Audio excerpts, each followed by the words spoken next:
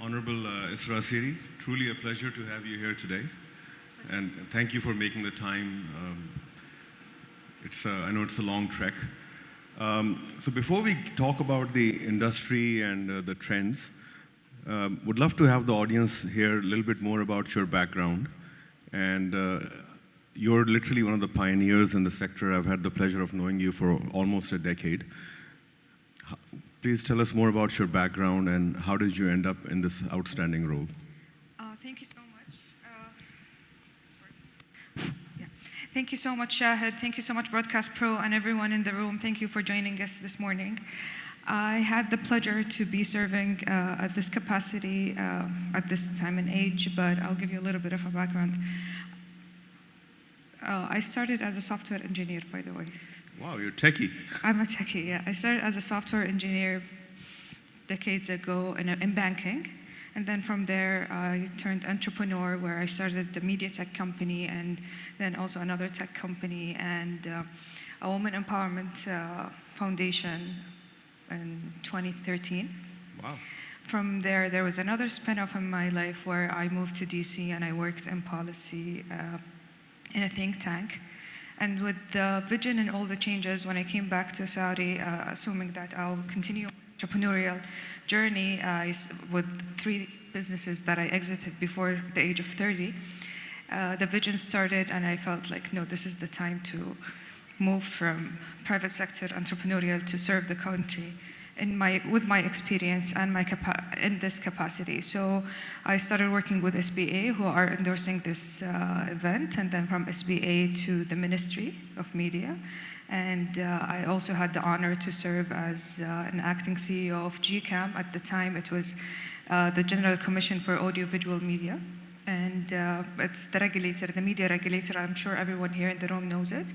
And now I'm here in this position. Wonderful. What were the main changes that you brought to the kingdom as a regulator? I would say, okay, first is the change of structure, or like the change of how we've moved. And we restructured the media the media ecosystem by shifting and changing. So when it was set up, and we have a lot of expertise here, including His Excellency Dr. Riyad Najm, who knows that when this GCAM was established, media was considered by medium, not by media and content itself. So GCAM was doing the policy and regulating audiovisual media, and the Ministry of Media was regulating press, publishing, and all that. But with the changes and the rapid changes and technology, there is no longer something called like publishing or print versus audiovisual. Content is content.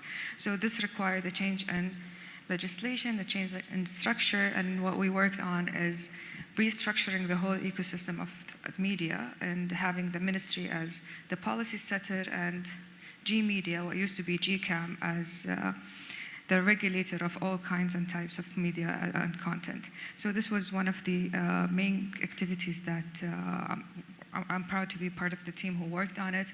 Also the social media regulation, because social media, of course, everyone knows here, it's huge. It's the consumption of social media here is like we're in the top 3 in the world, and one part was we needed to act fast, and sometimes like we were one of the fastest in the world to introduce the policy and the bylaws for social media regulation.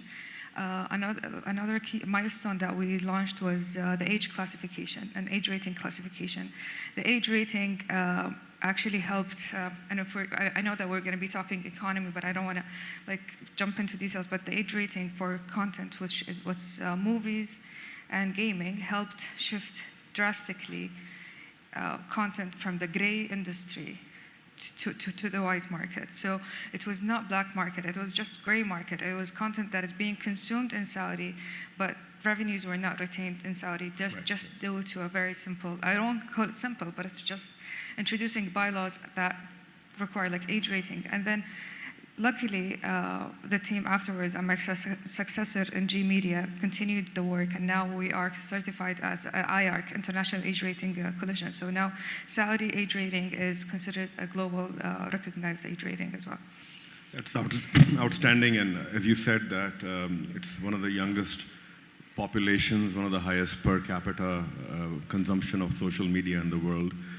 yet a majority of the revenue around advertising still leaks the kingdom. Yes. What are the different initiatives that the government is doing to ensure that that leakage goes down over time? Yeah, so we're working on, if we're going to talk about advertisement, we're working on a national advertising localization project across the whole value chain. So part of it is introducing metrics and measurements. So what you can, if you can't measure, you cannot track. And I'll tell you something. It's where we were sitting on a table, 4 of us, deputy ministers and CEO of G Media, and each one of us had a different number of the advertising industry in Saudi, because no one had the actual number. So the first thing we did is we worked very closely with GSTAT, with Zakah, with Ministry of Commerce, Ministry of Finance, and all that, just to understand what is industry? What is advertising? What is the definition of advertising industry? How do we trace it, and where is it going? And what's going to zakah or taxation, and what goes under the media? And then we classified the jobs. We classified the jobs and the industry and the sub-industries under industry advertising. And from that, we're introducing a new laws and bylaws to localize content consumption and advertising consumed in Saudi, and also to help scale businesses that are operating, attracting capital and large names. Like just last year, we had 20 international agencies setting their headquarters here in Riyadh. So now you'll start seeing the change as we move. That's outstanding. And I know you're also the chairperson of the media ratings company. And I think we have Mr. Bandar Al-Mashhadi here somewhere with us, who's the CEO. Stand up, Bandar, please. Round of applause for Bandar and Isra. It's really, you guys are the pioneers. First time in the history of the kingdom, you're measuring the media and actually providing the data. In addition to that, I know you spoke at the Saudi Media Forum to a group of 20 international executives. So what's in it for them? What is so compelling about the Saudi market? Why should they come and invest here? Why should Hollywood studios establish companies here? Why should the agencies be here? What's in it for them? Okay, can I be candid? Sorry? Why shouldn't they? Of course. You tell me the story. You moved to work and serve in the country, right?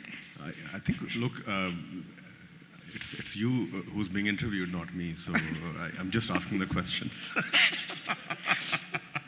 Because I'm going to be I'm already uncomfortable because my good side is the left side, and I'm sitting like this. So I think.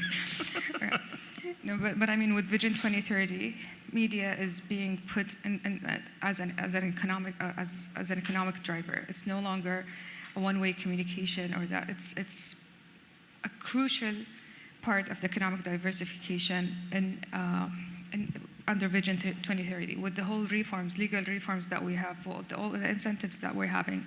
And then Saudi, we talked about population, content consumption. We are the largest media consumer and producer market in the region. And we provide speed, scale, execution, reliability. Change here is not theoretical, it's actually structural. And you can see it, and not just in media sector, in all sectors, but I mean in media, we've modernized as I mentioned, the classification and licensing. We introduced IP protection laws. We are easing the access to business, and also the access to network, where all these facilities, and then also the incentives that system is providing with the change of legislation and of doing business, it's the right market to say. Also, I would say people. Media is very fundamentally dependent on people. We have the talent, and we have also the right environment to attract talent to Saudi with premium residencies and all that services. So it's a whole ecosystem of lucrative incentives. And a lot of untold stories. So if you're telling me about content producers, there are a lot of untold stories. There's stories that can transcend and travel, and also stories that can resonate regionally and globally. It's true, actually. I remember when I met you almost a decade ago, we talked about telling our stories to the rest of the world, and we have examples of Turkey and Korea that have been successful. Turkish content is watched by 500 million people in 26 languages. So in your new role as the head of sector development, what are the lessons learned from those markets and how do you apply them to the Saudi market? And then also would love to have you shed some light on the content that has already been produced, movies that have been submitted for the Oscars. So let's walk us through the journey of lessons learned and where are we today and where are we going from here. So it's an integrated ecosystem, right? It's an integrated ecosystem. It's not just the Ministry of Media alone. We have Ministry of Culture enabling talent and content creators. We have the Ministry of Media providing all the facilities, or the media ecosystem providing all the facilities for licensing and locations and all that. We have the entertainment ecosystem and Entertainment Plus that are also having their incentives. And so the synergy and the integrated ecosystem is creating an environment where content can be produced and flourish and exported. So we actually have two films that were produced by the Entertainment Fund and Al Hassan, who were submitted to Oscars. Which ones were there? One of them is Al Hamour. The second I'll try to remember. Please forgive me. Okay, so there are two, and then also. There are a lot of, we have content being consumed globally. I'll tell you like a very practical example. So we work very closely with NBC and Shahid, and I'm looking at the statistics that Bandar and his team are not this Shahid, the OTT channel Shahid. So, and I'm looking at content, so, and then Shahid, and the other Shahid, introduced with the help of AI now, subtitles and captions in like 29 languages. So you'll watch Arabic, a Saudi series with whatever, like Chinese, Indonesian, Malay subtitles. And I look at numbers, and the content is being consumed in Indonesia, in China. And then we got some call from the official regulator or the TV and audio commission in China, asking that they want to collaborate with NBC because there is a huge content consumption on one of the series. They want to dub it in Chinese and they want to distribute. And you know how China is working, so it has to go all the. And those are like very tactical examples of how our content is being consumed globally. So that's already happening today. That's happening like 2024, not even today. Okay, and I'm telling you, like I meet kids when we go on travel, like on official trips, and we meet kids and like. Yeah, I know another example, Shabab al-Bomb. And like, what do you know about Shabab al-Bomb? That's a Saudi Seinfeld. It's a Saudi, well, not even Seinfeld, but I was like, it's very, okay. And then, like, and I said, how do you know Shabab al-Bomb? And this is like a German kid, okay. And he said, I play Roblox, and there are rooms that we can do, like we create and we play with Shabab al-Bomb. I'm like, okay, this is media, right? Yeah. Media is not just TV or radio or like a broadcast show. Media is the IPs that we're creating and we're exporting to the world.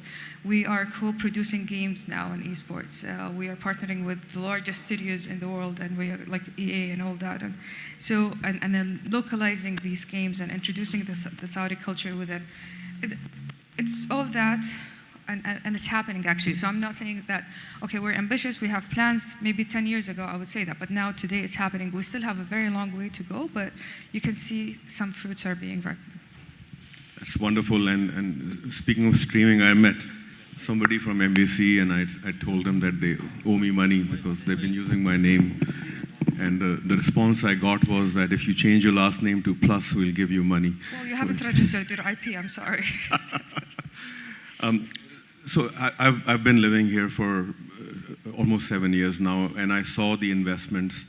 The first wave was, as you said earlier, esports, right? We built Savvy and bought Scopely and Electronic Arts. This is now the hub of esports and e-gaming. The second wave was sports. They took the football teams and put them under PIF, brought Ronaldo and all the sports development. I feel that this wave now, this year onwards, is really about your sector. And I can't think of someone better than you in this role to really. So fast forward, if I say 3 years from now, what would success look like in the international markets for you? I would say is that success will look like the diverse stories about Saudi being produced. We're not selling one narrative. We're selling the authenticity of Saudi, the real Saudi stories. So I would say, okay, if it's the intangible result is having this diverse, cultivative culture of Saudi being known to the world. In a tangible way, we have a target of 41 billion riyals to the GDP. 41 billion riyals? Yes, in 2030. So this is like the tangible result. But the intangible and what matters most also is the untold stories. Because in media, and I'm sure everyone here knows that when you succeed in media, all other sectors succeed. Yes. So it's adjacent, it's culture, it's ICT, it's sports, it's entertainment, it's diplomacy, all that are adjacent with media. So our success is definitely a fatal. Yeah. And the infrastructure that the kingdom has built, Jack's Film Studio, one of the best visual effects studios I've ever seen, and the Embassy Studio, all of these. What's the role that this infrastructure will play in this development? Of course, it will help create, and then also you have Al Hassan Studios, the big time studios, and more and more and more. You can't even keep up with the changes that are happening in the infrastructure in Saudi. And I'm so proud to be part of this vision and the teams that are working. And it's very inspiring, despite that it's draining and tiring sometimes. But also, like when you see it happening, and then you see like Tim Miller coming to Saudi, wanted to work in Saudi. Like who would have imagined that? Like even 3, 4, 5, 10 years ago that this is going to happen. You have all the largest, the biggest production houses coming to Saudi, scouting locations. We still have a lot of untold stories to be told. That's outstanding. And the session that you had with the global CEOs day before yesterday, what was the energy like? What's the input you got from them?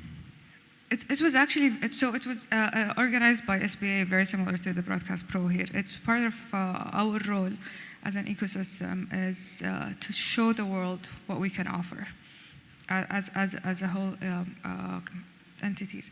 So the energy was amazing. Some of them, it was their first time coming to Saudi. Some of them has been coming to Saudi on and off, like in and out for like decades, just right. to close a project, seal the deal and leave.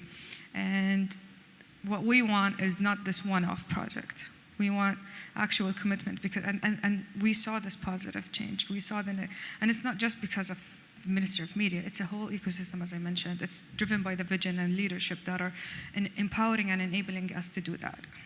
And I can vouch for that. I set up Arthur D. Little's regional headquarters in Riyadh.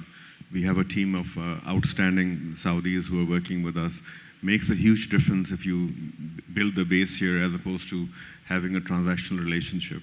So do you see a lot more international companies coming in and setting up their headquarters here? We have actually, and now we have a fast track with the Ministry of Investment for media companies. And I mentioned like we have already 20 advertising agencies that already set up their RHQ's licenses in 2025. So you will see them like setting up their offices very soon. And also in the news sector, I'm working with 3 of the largest news names to set up, and we put them already on the fast track with the Ministry of Investment. So I would say one of the key, quick wins that actually are very impactful ones is now media is considered one of the fast tracks in Ministry of Investment. So you know how it goes. You get the license, you get the incentives, the premium residency, and all that. It's very similar to all the other sectors there. That's outstanding. I'm a huge Frank Sinatra fan, and I always think of the song, "The best is yet to come." Do you believe so? Of course, I mean. Great. I think, any questions? Vijay, do we have time for 1 or 2 questions from the audience?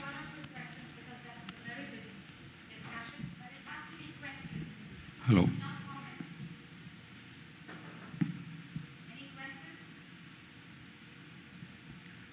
No. Great. I think everyone has been deemed speechless after your comments. Thank you very much. Thank you so much for having me. Thank you.